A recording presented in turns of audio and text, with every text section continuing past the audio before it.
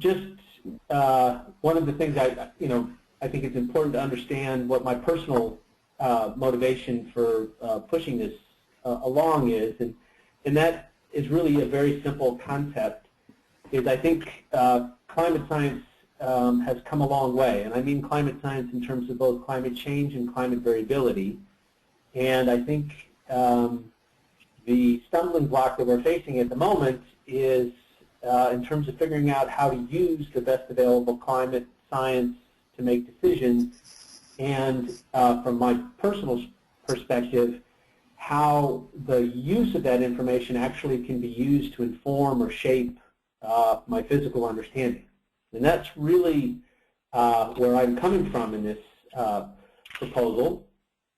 And just to give you a little more background on a Science and Technology Center, they are 10-year proposals on the order of $5 million a year, and they're specifically designed around research, so it has to have an enormous research focus. But it's also critical that the Science and Technology Center reach out into the community, and however we best define that community, and have a robust engagement, outreach, education program. And the point I want to try to make here in this webinar is that the actual research that we're proposing, by being this interaction between how decisions are made and how that can ultimately shape science, by definition, this research project has to have that engagement. Next slide, please.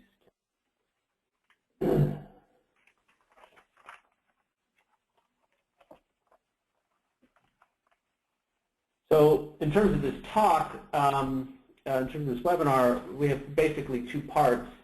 I'm going to focus on part one, and that's the description of the project, what we're viewing as our mission and our vision, what the research is, and a little bit about education, outreach, and engagement. And then the second part, Karen is really going to take over and start to discuss about the role of partners, particularly in terms of the education, outreach, and engagement. And one thing that I want to make absolutely clear through the research here, this is research that includes physical science research, education research, and behavior and human systems research. So it's not just Ben's personal preference of climate science, but it includes all these elements of research. Next slide, please. So the problem, I think I've already sort of stated that in a way, and that is we really think we do understand the climate system, or at least we understand the climate system enough at this point that we need to start figuring out how we can use that information to really guide, support decisions.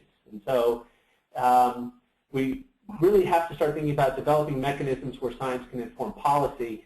And one of the things that I'm confident will come out of this process of trying to inform policy by science is this notion of the co-production of knowledge. And so this is really why I'm interested. And let me give you an example, a very simple example of what I mean. And this actually comes from my own experience in seasonal climate prediction. And one of the things that energy providers and traders are really interested in, of course, are heating degree days. And heating degree days aren't even a physical thing. It's a construction based on how information is used.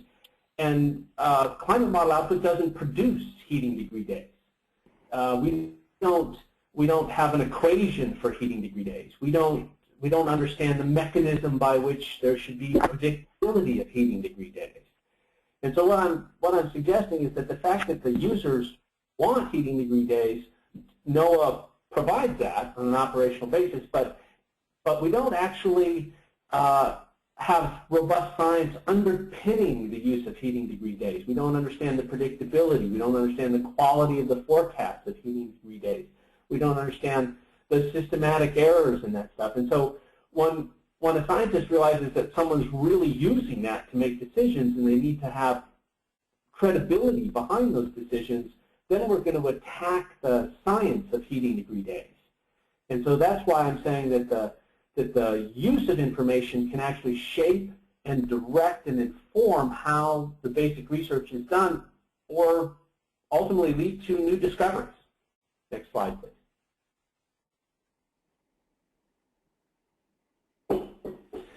So our vision here is a climate-literate South Florida that develops and uses cutting-edge science to inform adaptation strategies in response to climate variability and change. Pretty simple vision. And the key element of this vision is this climate-literate South Florida. And so we're taking a very broad perspective or holistic view of what we mean by climate-literate. And what that means is not only that we're seeking to educate people about climate variability, but that process, the process of interacting with people and how they use climate information feeds back on how the science is presented and how the science is done. So this notion of climate literacy is really a two-way street. It's really a two-way street. It's a co-production, or it's not throwing information over the fence. It's an interaction between people that use the information and the people that produce the information. And so in terms of our mission, the center, CLEAR, will develop new climate variability and change knowledge. So this is the scientific discovery that comes through the specific application to South Florida.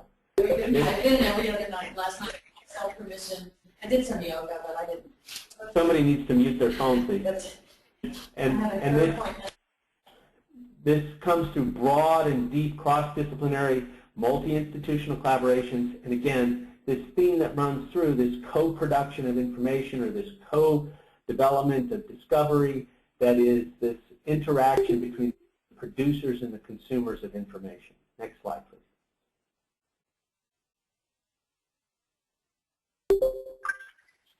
So the way we're writing this pre-application, and I should tell you how this process works a little bit, is we have to produce a pre-application for the NSF by the 11th, and we have a working draft that we'll share with all of you as soon as possible. But basically, that working draft identifies the elements of CLEAR research from the notion of what do we mean by this co-production of knowledge, and I'm going to explain that in a minute, and then how that co-production of knowledge feeds into the support of policy decisions, and the second element, how that co-production feeds into developing climate literacy and education. Okay, and so those are the two streams or thrusts of research that is in the center. And I want to emphasize that education research, human and behavior research, and physical science research are elements of both of these streams. They're key elements of both these streams. So it's truly cross-disciplinary in both of those streams. Next slide, please. Okay. So in terms of the co-production of knowledge, this notion of a collaboration to produce new information, there's a key element. There's three elements that we like to think about in terms of doing this. And so the first is this notion of salience. And we need to be relevant.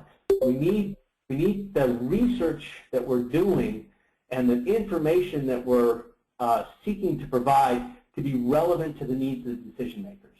So the information producers can't go off and work in a vacuum. While I would love to go off and work in a vacuum and never, honestly, I'm a person that likes to just do my research and not talk to anybody ever. But I think that in order to make that research truly useful for society, useful for someone who has to make a decision, to think about that research actually informing decisions, then I think we need to start doing that together. And so it needs to be relevant. The other element is this notion of credibility. And that's for a scientist, this is really where the rubber hits the road. And I think similarly for someone who has to make a decision, they have to have confidence that the results are robust and that there's credibility behind the science, that it's not just something we've made up. And in order to develop that credibility, in order to maintain that credibility, we really need to be able to explain the scientific methodology. We need to be able to communicate the science in clear, plain language that everybody can understand, and that it's robust and solid. And so that's another element that, again, it requires this constant collaboration. And then legitimacy. I mean, on some level, the people that are using the information have to be able to say that there's no bias, that I have no hidden agenda in producing this information, and it needs to be unbiased and fair, and it needs to reflect values and beliefs of all the stakeholders in the process. Next slide, please. Okay, so in terms of this co-production of knowledge for decision support, we're sort of thinking of questions that really frame how the research is going to go forward. So you can almost think of these questions, when you start to ask these questions, as being a roadmap for how we're going to move forward if the center got funded. So the first kind of activities that would go on would be, let's start being really careful and scope out what are the requirements of information to make it actionable for stakeholders.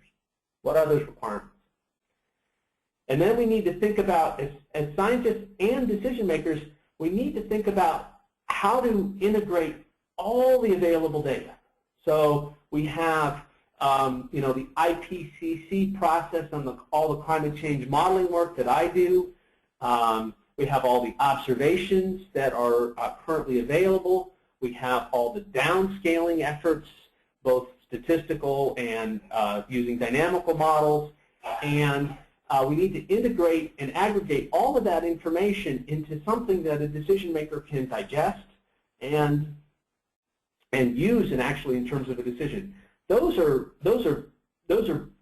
big elements of research. This is not simple stuff in order to figure out. You know, if you just think about the notion of sea level rise in Miami Beach, so the climate models that we use today don't have tides, but it's really tidal that the clear sky flooding happens, the king tide.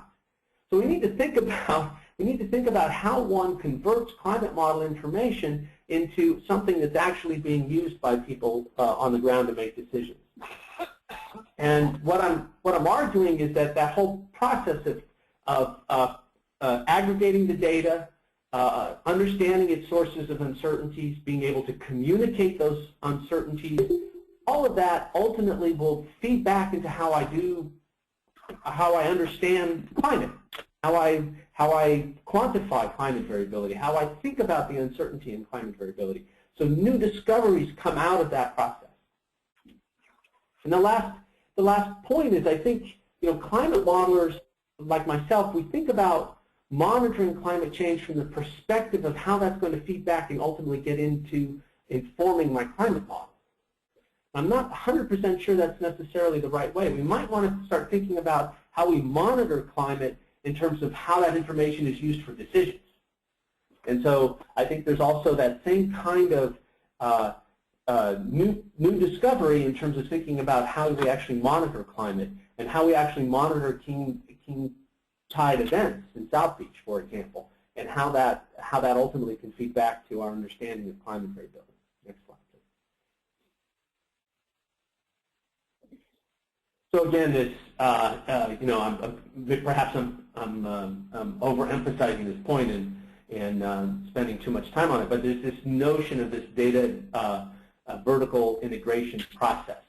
You have to identify how information is used, what makes it useful, why people reject it, and what I'm arguing is that process includes an educational component, a behavioral social science component, and a physical science component. That understanding the data vertical integration process is by itself a cross-disciplinary research effort. We need to think about how that whole process and quantify how that whole process feeds back to physical science discovery. And again, I argue that this process is a laboratory for decision science research. And so how, how we package information, how scientists start to think about packaging information, how you consume that information, and that interaction that shapes what the ultimate, what that information ultimately looks like is just an ideal laboratory to think about how people make decisions. Next slide, please.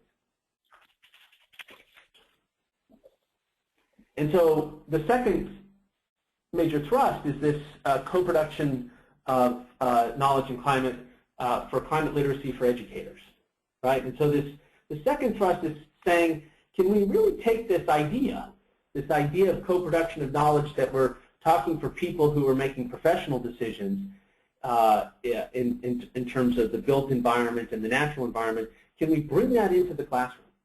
Can we bring that notion into the classroom and do it in such a way that it's actually producing this new knowledge, discovery, scientific discovery, but it's also, again, a laboratory for educational research and social science research and science, because it's this co-production of knowledge.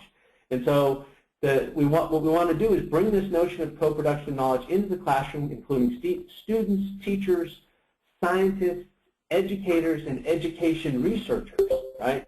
And we want to include this notion of credible, salient, and legitimate information. We need to make this, actual science in their own community, for their own lives, right? And so for teachers, for example, education standards are a big component of what makes something actionable in their own lives. So we have to include that. For the researchers, we have to think about how chain of inquiry, chain of evidence is used in order to produce new learning. And so one of the things we're thinking about in terms of doing this is to actually have students participate in the collection and the analysis of data. So one example could be putting out rain gauge data, rain gauges and tide gauges, collecting that data, comparing it to existing records, projecting it into the future. We have, this 10-year horizon, so there's an awful lot of data that can be collected over time, and the students can participate in the analysis. We bring the scientists in the classroom to observe how we, to show how we analyze the data, get students to do similar analysis, go in their own direction, and think about how climate affects their own backyard. And of course, this whole process would require the development of new technology for communication and sharing analysis, and that would be part of this education research that we envision. Next slide.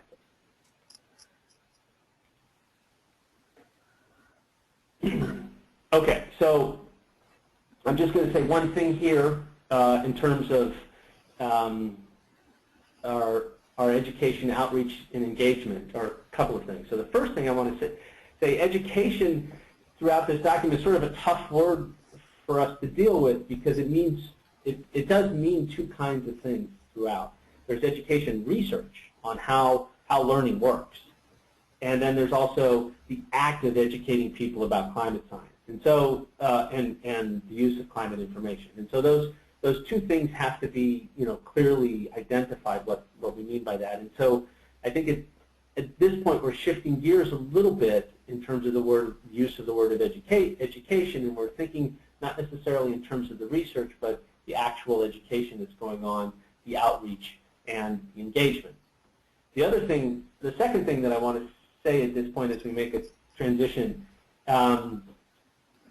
is because the theme of the center, or at least this mission of the center, is this notion of the co-production of knowledge, this idea that propagates throughout the whole center's activity, and that it's the users of the information that become so important for shaping the way the science is done, if you will.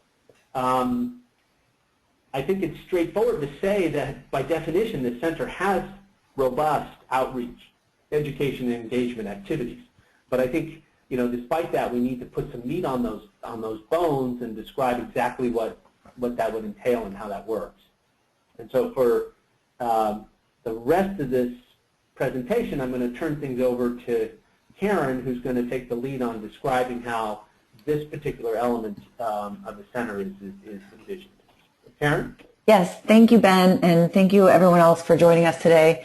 I'm really excited about this project. And yeah, this strand of the education, outreach, and engagement, the goal is aligned with the vision of climate literacy, and it's weaved into this co-production of knowledge because it involves the engagement process.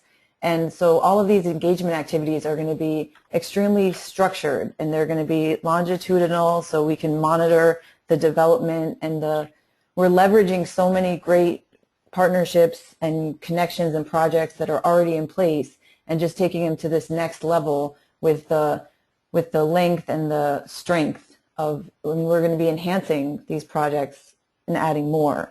And another key part of this is that it's a cyclical process. So we have these activities where it's a chain of inquiry. They're going back and forth. So the researchers come to these events and they say, this is the data that we have, and then the planners, decision makers can say, well, this is the data we use, and here are the gaps. Here's how we would like for it to be changed, enhanced. And then so we just kind of go back and forth in this process and making really meaningful data. And that's how we're going to build this climate literacy. And then in terms of these, specific actions, like for example, when the community comes together and talks about different policy options and different adaptation actions and comes to an agreement on what they want and specific actions, it starts a conversation. So, in terms of specific actions, I just want to stop here and say that we put together a survey that I've been putting the link into the chat, but the survey actually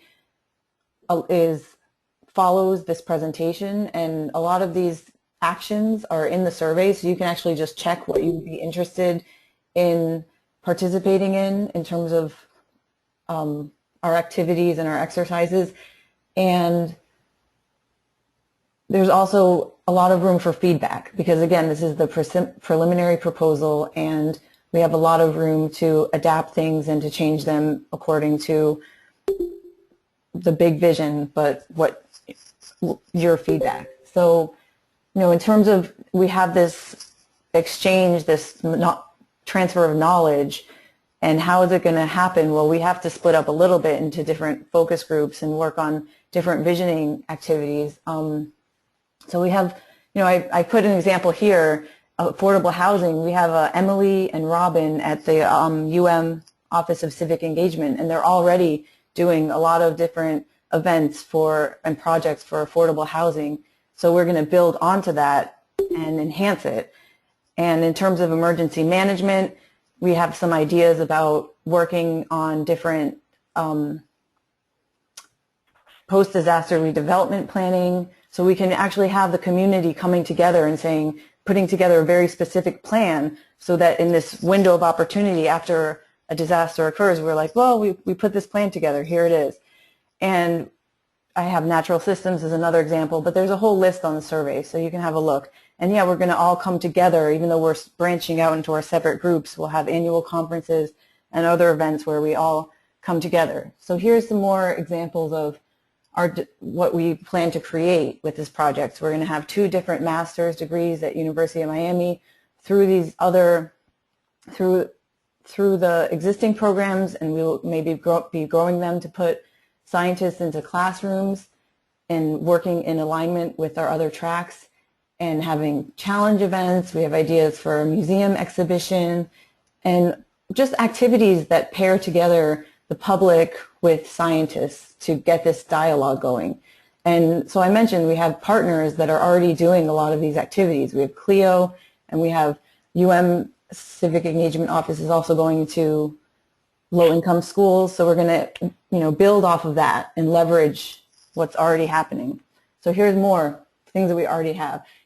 Champions in our community, just yesterday, a fact sheet came out from the White House on climate literacy and that it was a huge objective, and they actually picked out 16 communities in the country that were leaders and champions in climate change, and Broward County was on that list. So we have we have the compact, we have so much going on, and it's tremendous. We have tremendous partnerships and networks that already exist. So we're going to harness all of that and really thrust it forward to really meet this vision of climate literacy. And so our strength is in our diversity here. We have natural systems, we have business, we have transportation, health, and when we all come together, it's this multidisciplinary approach that strengthens us because we're all connected and that we're all so concerned about this and so invested in it. So with that, we have our list of partners, and you can see the diversity here. We have the 4 main universities here in Florida, and we plan to collaborate with FCI as well, the Florida Climate Initiative. We have the Compact on board, Obi from the Water Management District. Jim Murley is such a great climate leader from the Planning Council. We have the Department of Economic Opportunity, CLEO, National Park Service, USGS, a lot of different organizations you can see on the right, from natural systems, parks and recreation, emergency management, and so on. So I really would like to open up. I'm going to unmute all of you because, you know, rather than talking to you, I want to get a conversation going. Uh-oh, there's a little bit of a feedback. You know, as we go to the overall roles for everyone. We're really working to take all of the different, I don't know who that is. All right, I'll mute you all for a sec. So we have all of this research going on, and it's focused on how we can really create new knowledge in a way that it's framed to create a climate literate South Florida. And what that means is that for the academic partners, it's mostly focused on research, but for the other partners, it's all about, you know, broadening the impact and participation and telling us what you think. So for each of the activities for the research, engagement, and education, we've listed these activities and their potential activities that we've thought of, and we want your input. And we want to know what you're interested in being involved in and to what extent, and in that case, what is the budget? So we've, you know, been having individual conversations about all of those things, but I think it will all come together in this survey that we would really like for it to be filled out by the end of the day tomorrow. And the idea is we'll share all of that and we'll really tie this together. You know, the preliminary proposal is due next Friday, but we'll have everyone's input and we'll have a very solid proposal. So I'm going to unmute everyone again, and I would like to open this up to discussion and get your input. I hope that, Ben, do you have anything to add?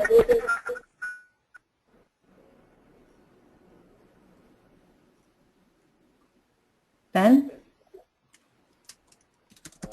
Yes. Sorry, I was muted. Yes.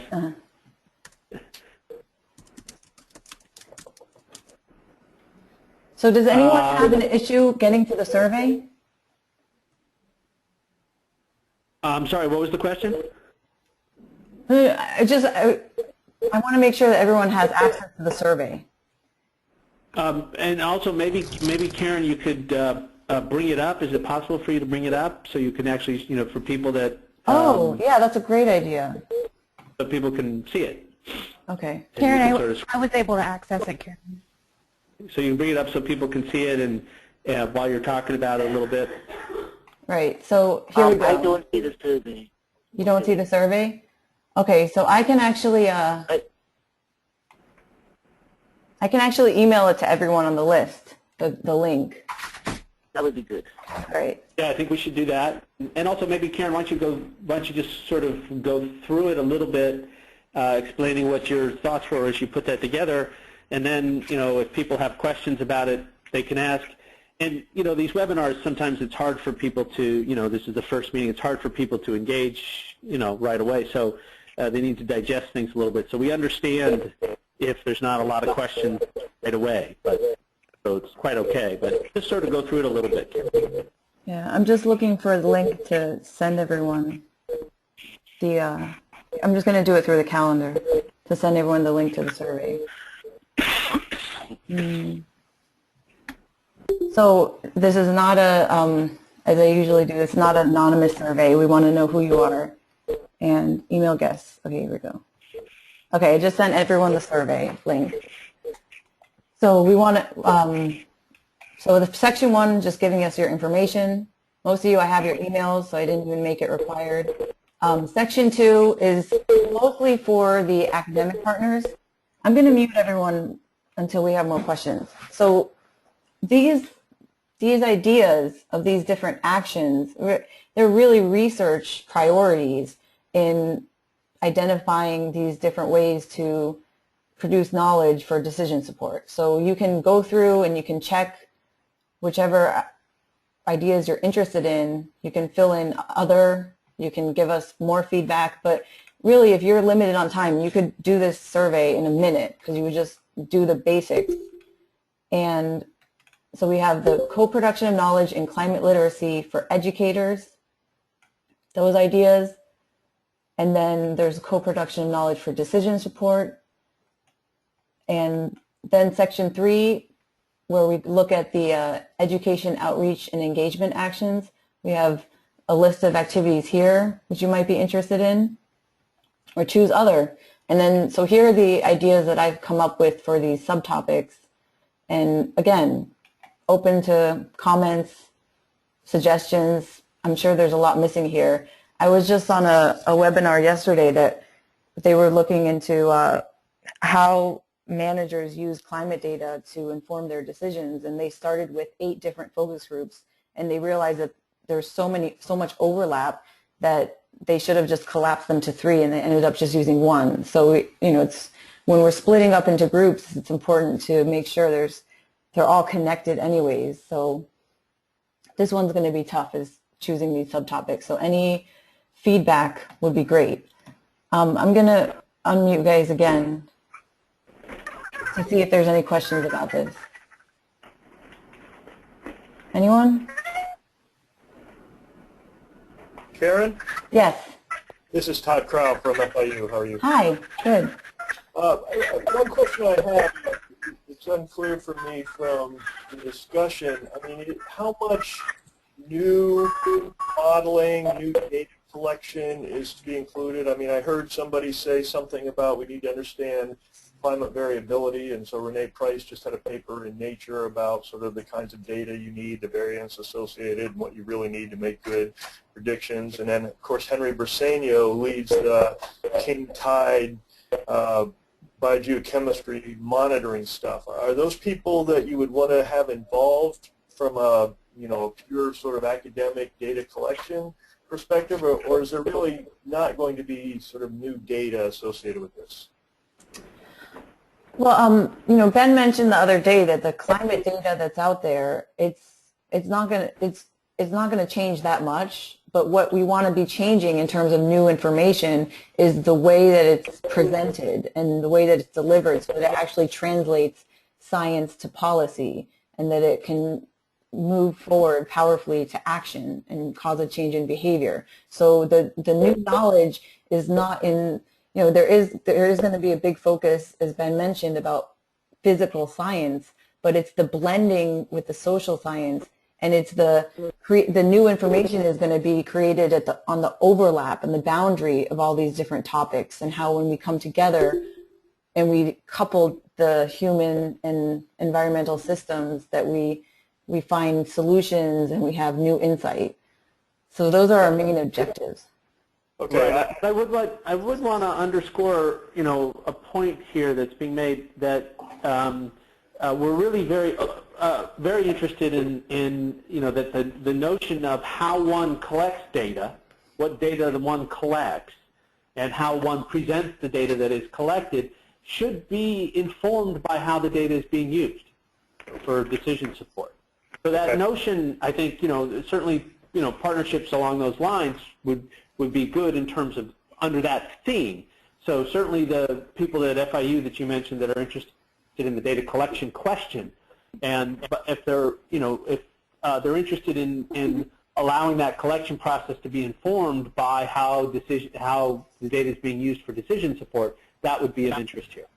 Okay, and so I guess my general question, I'm the director of the Environmental Research Center, and so I'm really listening in on behalf of Mike Sukop, who couldn't be here, but also in terms of identifying other FIU people that would be valuable to your group. I mean, this isn't really my kind of science, but do I have your permission to talk to a couple of folks and give them your survey, and then you can decide whether to contact them or not? Because I think about people like Pete Harlem, who's a Miami graduate. Really absolutely. I think that's a great thing to do. We would really appreciate that. Okay, very good. All right, thank you very much, guys.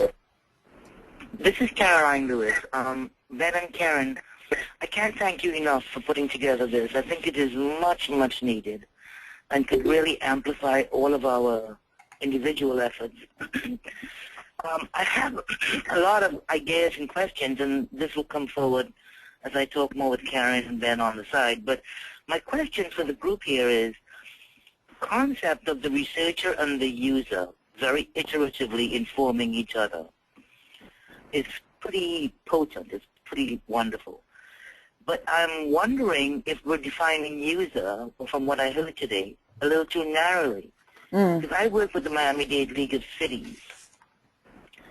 And in terms of informing policy, I'm trying to get every single mayor and elected official in the county, and we'll do the same in others, to sort of understand what climate leadership means. And they belong in here. So are you planning to include that group and others? I have faith-based groups I'm working with too, in addition to students and teachers. So is the user broadly defined for this particular project? So actually, Caroline, this is Ben. We're counting on you to help us do that.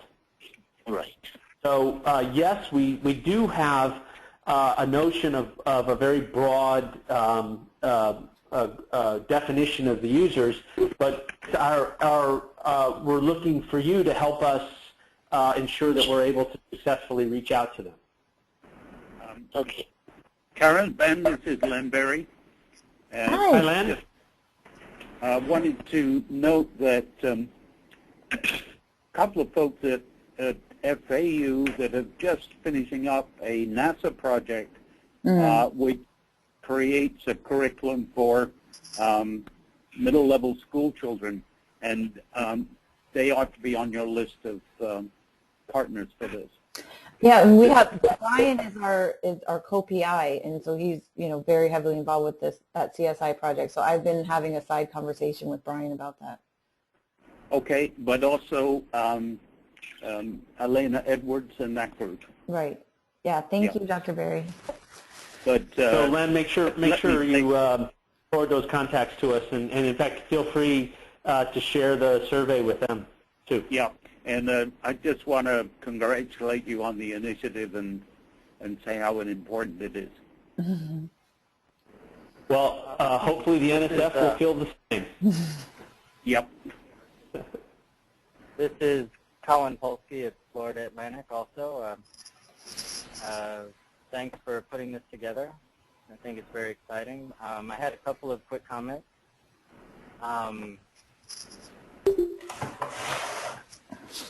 Let's see how to say this. One reaction, and so I guess I'll frame my comments by saying that I'm terribly excited in whatever way in which the Center for Environmental Studies at Florida Atlantic can help. I'm happy to talk with you all about that. But I'll, as a friendly reaction, I'll provide some comments as though I were a cranky NSF reviewer. And it seems like the basic setup is spot on. No debate about that. But the beyond the co-production premise, it doesn't sound like there's a lot of what NSF might view as the science, at least yet.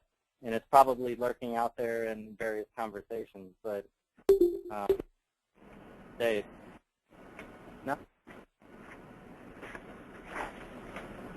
to pass the bar to get to the second round. And specifically, I might suggest that climate literacy as a central framing metaphor, while it's obviously essential and on the face, self-evidently important, doesn't start a conversation about solutions or, towards sustainability, or call it what you will. So I might suggest if you keep literacy as a central framing metaphor, that you add to it something that speaks to what we do with the literacy once we have the literacy. Okay, I appreciate that's a very helpful comment. I appreciate that. I agree with you. I mean, even when I'm a little critical of our own pre-application, it does lack some examples of specifics of how the research, the scientific research would, or the research in general would actually happen. And so I think there is some work to be done there. So I do appreciate that comment, but fair enough. And also the climate literacy too. I think one of the things we talked about is being very careful to define what climate literacy means and what the implications of climate literacy would be in terms of that vision. So that, what that vision, what does a climate literate vision, of a climate literate society really actually mean in terms of action? And I think your point is well taken, that right now we need to actually really flesh that out much better than we have. I appreciate those comments. Very helpful. Well, and I'm glad, and I'm happy to talk more. And again, I'm very enthusiastic. I think if there's any place in the United States that can make a compelling case for such an award, it's South Florida. One thing that might be needed from passing the review perspective, just to speak a little more specifically, is to acknowledge that the whole SCL and co-production stuff is already kind of fairly well trodden part of the literature, especially from the RISA yes, around the United States. That's absolutely true, yeah. And so I'm sure you all are familiar with RISAs, but the thing about RISAs is that by and large they're kind of agriculturally oriented or in relatively rural areas. Not all of them, but most. So that's a way in which we could spin our proposal as building on the RISA and other NSF-funded experiences, but in a metropolitan area. So that to me would sound like starting to pass a bit of novelty to the proposal. That's another good point. I appreciate that too. I mean, I note in the pre-application, I note that this filling the gaps or this co-production of knowledge is not a new concept at all, and it is sort of well understood, but that I try to make the argument that South Florida, given its geography and demographics and socioeconomic conditions, is sort of the epicenter for how this stuff can really improve lives. And so that's the argument I kind of make, but I think you've put it even better, and I can include that.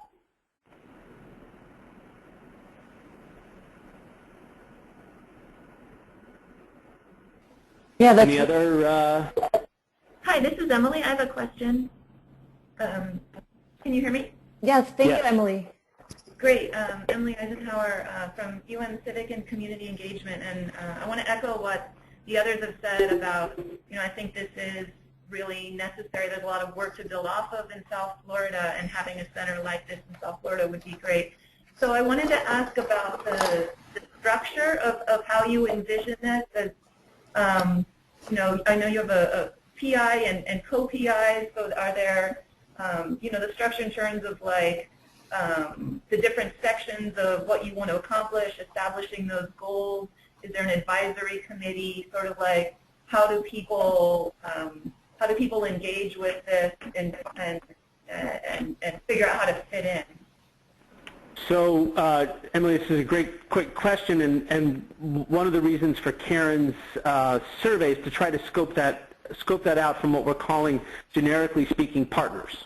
So this is this huge collection of partners that we've already sort of touched base with, but we need to sort of solidify that and make it more tangible. And exactly how we're going to organize that is not entirely clear. But the way I envision it is we have a leadership team, we have a director and a leadership team, and then we have academic institution partners and we have non-academic institution partners. And those are all on equal playing ground in terms of advising, directing, shaping how the center evolves. All these STC centers have to have advisory committees. Certainly there would be an advisory committee of outside experts that would evaluate us, that we would nominate, and then the NSF would have its own external advisory committee that it nominates to evaluate the Science and Technology Center. So there's a tremendous amount of external and internal partner guidance. So we do want to have the partners really help shape the way the center evolves. Does that make sense? Mm-hmm.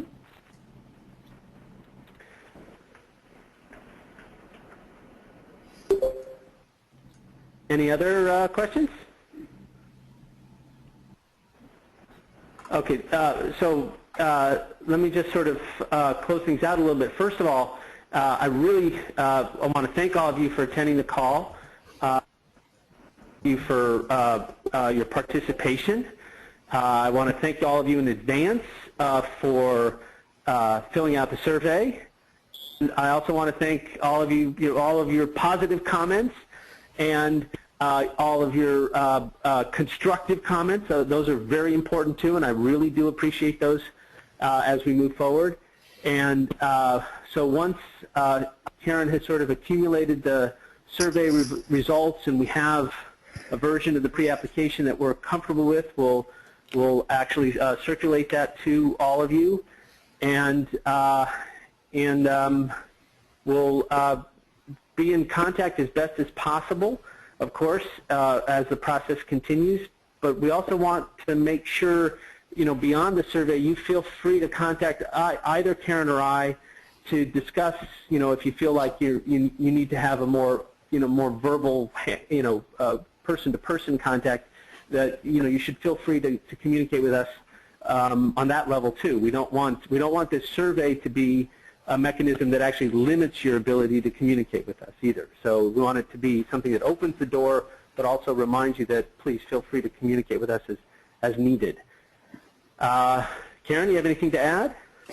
No, that was great. Thank you so much for joining, everyone. And again, I'll be sending you reminders about the survey. And really, you could do it in 1 minute if you just went through really quickly and just gave a comment on what you took from this meeting and where you see yourself participating. So I really urge you to just go do it right away. I can see that one person has done it. Dennis.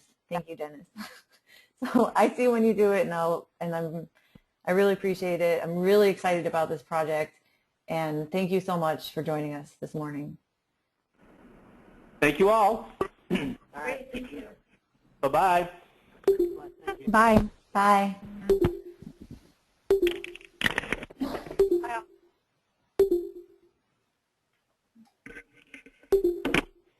See you, Ben.